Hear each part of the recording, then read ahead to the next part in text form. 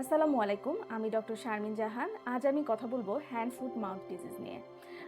হেমন্তকালে দেখা যাচ্ছে যে আমাদের কিছু ভাইরাল ডিজিজের মধ্যে হ্যান্ড ফুট মাউথ ডিজিজটি খুব বেশি আক্রান্ত হয়ে থাকে মানুষ এটিতে। সচরাচর দেখা যায় যে স্কুলে যাওয়া বাচ্চারা এই রোগটিতে বেশি আক্রান্ত হয়, কারণ রোগটি হচ্ছে এয়ারবর্ন এবং হচ্ছে গিয়ে যেই লোকটি আক্রান্ত তার কাছাকাছি যারা থাকে তারাই এটিতে বেশি আক্রান্ত হয়ে থাকে। হ্যান্ড ফুট মাউথ ডিজিজটিতে বাচ্চারা যখন আক্রান্ত হয় তখন তাদের কিছু সিমটম দেখা যায়, যেমন জ্বর, নাক দিয়ে পানি পড়া, গায়ে ব্যথা হওয়া এবং শরীরে ফুসকুড়ি ওঠা, পানি সহ চিকেন পক্সের মতো ছোট ছোট কিছু ভেসিকল দেখা যায়।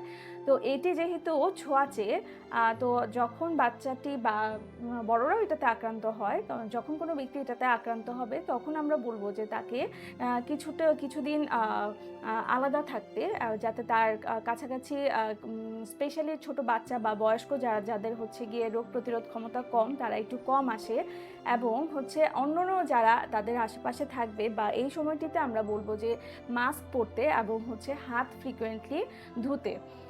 আর এই রোগটি আসলে তেমন কমপ্লিকেশন ক্রিয়েট করে না, সিমটোমেটিক কিছু ট্রিটমেন্ট নিয়ে নিলেই পেশেন্টরা ভালো হয়ে যায়। এবং এই রোগে আক্রান্ত হলে আমরা রোগীদেরকে বলি একটু আলাদা থাকতে এবং তাদেরকে একটু বিশ্রাম নিতে, একটু ঠান্ডা ঠান্ডা জায়গায় থাকতে এবং বেশি করে ফ্লুইড খেতে। এছাড়া তেমন কোনো চিকিৎসার এটি প্রয়োজন হয় না, যদি না এটি কোনো ব্যাকটেরিয়া বা অন্য কিছু দিয়ে সেকেন্ডারিলি ইনফেক্টেড হয়। ধন্যবাদ।